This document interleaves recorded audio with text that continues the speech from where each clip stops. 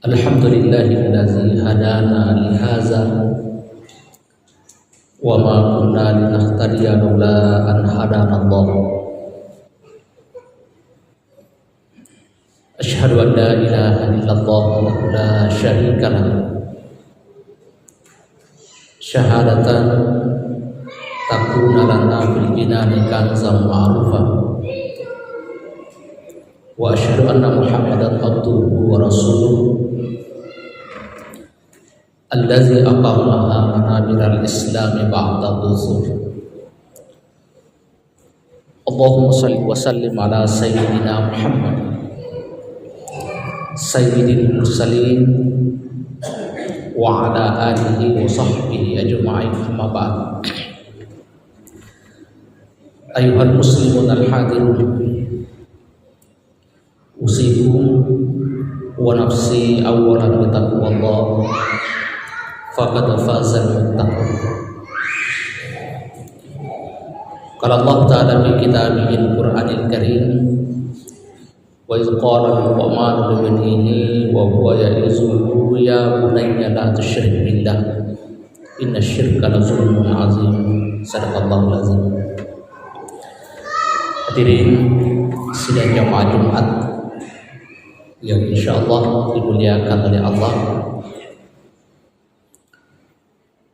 Tentunya kembali kita memanjatkan puji syukur kehadirat Allah Subhanahu wa taala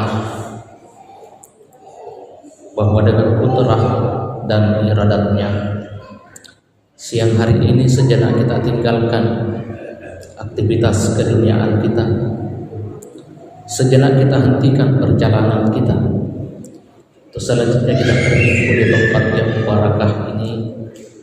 Mudah-mudahan dengan berbagai macam aktivitas ibadah yang kita lakukan pada siang hari ini mengantarkan kita untuk menjadi hamba yang semakin dekat dengan Allah Subhanahu wa taala. Salawat salam tentunya kita kirimkan atas junjungan kita Rasulullah sallallahu alaihi wasallam. Mudah-mudahan dengan salawat yang senantiasa kita kirimkan kepada beliau memudahkan kita mendapatkan syafaatnya di akhirat kelak. Hadirin sidang jamaah Jumat yang dimuliakan oleh Allah, dipahami oleh kalangan ulama tafsir kita bahwa ketika ada seseorang yang disebutkan namanya dalam Al-Quran, padahal dia bukan seorang nabi, padahal dia bukanlah seorang rasul, kalau disebutkan namanya dengan sifat baiknya, maka sesungguhnya orang itu memiliki kebaikan melebihi rata-rata di atas kebaikan yang dilakukan oleh manusia di muka bumi ini.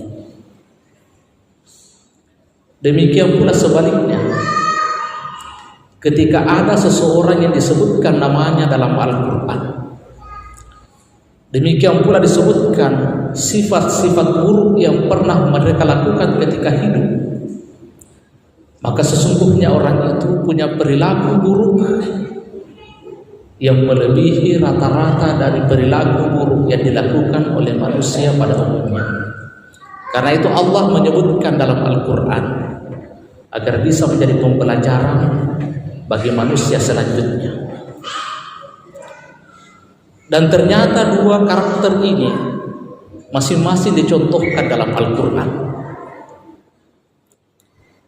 Salah satu contohnya orang yang disebutkan namanya dalam Al-Quran berikut dengan sikap dan perilaku buruknya adalah paman Rasulullah sallallahu alaihi wasallam yang kita kenal dengan Abu Lahab. Bahkan bukan hanya disebutkan namanya dalam Al-Quran, tetapi namanya dijadikan oleh Allah sebagai nama di antara salah satu nama surah dalam Al-Quran. Disebutkan namanya dan berikut sifat dan perilaku buruk yang mereka lakukan. Tabat yada Abi Lahab wa tab, binasalah kedua tangan Abu Lahab, sungguh dia akan binasa, dan seterusnya. Bahkan di pertengahan ayat tersebut, wa imra'atu hammalatal hatab, istrinya juga akan terseret.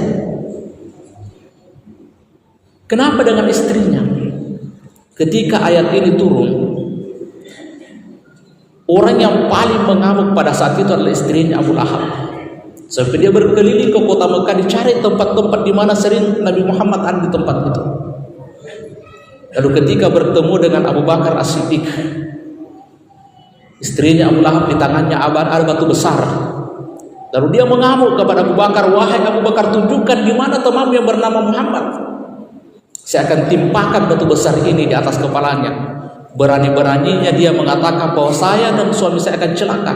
Bukankah saya seorang tokoh besar yang dihargai di tanah Mekah? Bukan saya seorang pengusaha yang sukses, yang kaya-kaya? Sungguh lancang itu sahabatku yang berani mengatakan bahwa saya dan suami saya akan binasa. Setelah mengamuk kepada Abu Bakar As-Siddiq karena dia tidak melihat Rasulullah, kemudian dia pergi. Barulah Abu Bakar menoleh ke samping dan bertanya, "Ya Rasulullah, bukankah dari tadi engkau ada di samping saya berdiri? Tapi kenapa istrinya Abu Bakar, istrinya Abu Lahab datang mengamuk dan dia tidak melihat engkau?" Rasulullah hanya tersenyum dan mengatakan, "Begitulah Allah membatalkan tipu daya orang-orang yang zalim. Malaikat Jibril datang menutupi penglihatannya." Maka ini adalah contoh manusia yang disebutkan namanya dalam Al-Quran, berikut dengan sifat-sifat buruknya, kiranya menjadi pembelajaran bagi umat manusia selanjutnya. Apa keburukan Abu Lahab? Waktunya hanya dipergunakan bagaimana menghambat dakwah Rasulullah sallallahu alaihi wasallam.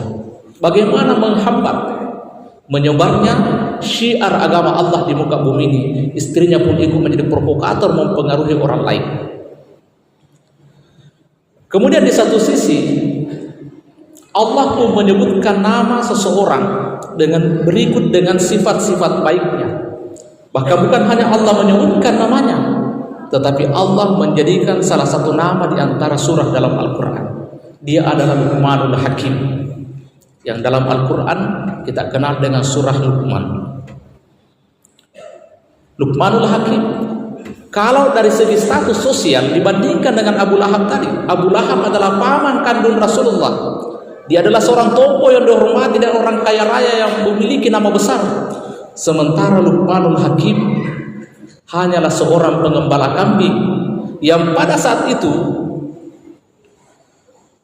derajat profesinya adalah merupakan derajat yang paling rendah. Karena pada saat itu orang yang paling dianggap paling tinggi status sosialnya adalah at-tujjar, para pengusaha, para orang-orang kaya. Kemudian syu'ara, kemudian para tukang syair, orang-orang intelektual, orang-orang pintar. Kemudian al-kahin, derajat berikutnya al-kahin, orang-orang yang pandai meramal atau paranormal. Orang yang dianggap paling rendah derajatnya pada saat itu adalah pengembala kambing, dan itulah profesi seorang Luqmanul Hakim. Tetapi kenapa Allah menyebutkan namanya berikut dengan perilaku baiknya?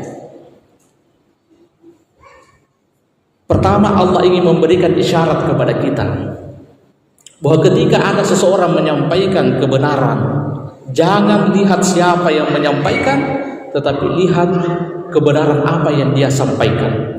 Walaupun dia berada disampaikan oleh orang yang mungkin memiliki profesi yang mungkin secara umum di masyarakat dianggap tidak terlalu menonjol, mungkin dianggap rendah, tetapi kalau itu adalah kebenaran yang disampaikan, maka terimalah kebenaran itu. Sebagaimana Al-Quran memberikan contoh kepada kita, walaupun dia memiliki profesi yang dianggap paling rendah pada saat itu, tetapi nasihatnya diabadikan oleh Allah dalam Al-Quran. Maka Imam Syafi'i mengatakan, "Unzur ma qala wa la tanzur man qila." Lihat apa yang dia sampaikan dan jangan melihat siapa yang menyampaikan. Bahkan dalam surah Luqman itu sendiri kita bisa melihat paling tidak ada 8 nasihat Luqmanul Hakim yang Allah abadikan dalam Al-Quran. Akan tetapi dalam kesempatan yang berbahagia ini kita mencoba melihat salah satu nasihat Luqmanul Hakim yang Allah tidak abadikan dalam Al-Quran, tetapi diabadikan dalam sebuah riwayat, di mana suatu hari Luqmanul Hakim mengatakan kepada anaknya, "Wahai anakku, istagil nafsaka lidunya bima baqiya minhu." Wahai anakku, silahkan engkau sibukkan dirimu dengan dunia, akan tetapi sesuaikan dengan berapa lama lagi engkau akan hidup di dalamnya. Tentu nasihat Luqmanul Hakim ini tidak bermakna membatasi kita untuk bekerja di usia senja. Tentu bukan bermakna untuk membatasi kita untuk berkarya menjadi orang sukses di usia tua, bukan. Tetapi Luqmanul Hakim ingin mengingatkan kepada kita melalui nasihatnya, jangan sampai kita terlena oleh kehidupan dunia. Lalu kita sedang sibuk-sibuknya mengejar dunia, tiba-tiba kita meninggal dunia. Hadirin sidang jamaah Jumat yang dimuliakan oleh Allah, maka Luqmanul Hakim mengajarkan kepada anaknya, dan tentu ini penting menjadi nasihat kepada kita semua, istagil dunia kan. Silakan engkau sibukkan dirimu dengan dunia, bima baqiya minhu, tetapi sesuaikan dengan berapa lama engkau akan berada di dunia. Maka silahkan menjadi orang sukses, silahkan menjadi orang hebat, silahkan menjadi orang besar. Akan tetapi kebesaran itu kita jadikan sebagai sarana untuk mendekatkan diri kepada Allah. Jangan karena kesuksesan dunia justru membuat kita semakin jauh dari Allah Subhanahu wa taala. Inilah makna pesan moral yang ingin disampaikan oleh Luqmanul Hakim. Nabi Allah Ibrahim alaihissalam ketika diperintahkan oleh Allah untuk menyembelih putranya, bukan karena Allah tidak ingin Ibrahim punya anak, akan tetapi Allah ingin agar anaknya Nabi Ibrahim tidak menjadi penghalang antara cintanya Nabi Ibrahim kepada Allah Subhanahu wa taala. Mungkin Ibrahim kita hari ini adalah kebun kita, mungkin Ibrahim kita ini adalah usaha kita, mungkin Ibrahim kita hari ini adalah jabatan kita. Silahkan kita memiliki semua itu, tetapi itu harus kita jadikan sebagai sarana untuk semakin mendekatkan diri kepada Allah Subhanahu wa taala. Karena segala sesuatu yang pernah kita nikmati di dunia ini akan dimintai pertanggungjawaban oleh Allah. Min aina tasabahu wa ilaina anfaqahu. Bagaimana cara yang kita lakukan dalam rangka memperoleh kesenangan itu, dan kemana apa yang kita lakukan dengan nikmat dan kesenangan yang Allah berikan kepada kita. Maka di kalangan ulama tasawuf kita diajarkan bahwa penderitaan yang membuat kita, atau ujian cobaan Allah yang membuat kita semakin dekat dengan Allah Subhanahu wa taala, jauh lebih baik dibandingkan dengan segala kenikmatan yang kita miliki tetapi membuat kita lupa kepada Allah Subhanahu wa taala. Karena kenikmatan yang membuat kita lupa kepada Allah adalah sesungguhnya penderitaan yang tertunda.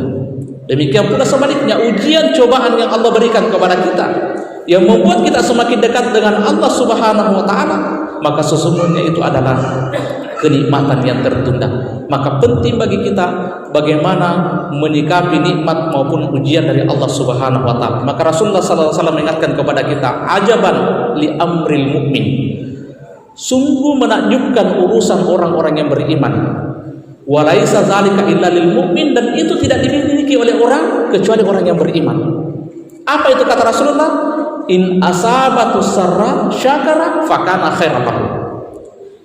Kalau dia mendapatkan nikmat dari Allah, mendapatkan sesuatu yang dia inginkan, lalu dia bersyukur, maka kebaikan itu, nikmat itu akan mendatangkan kebaikan yang lebih besar lagi kepadanya.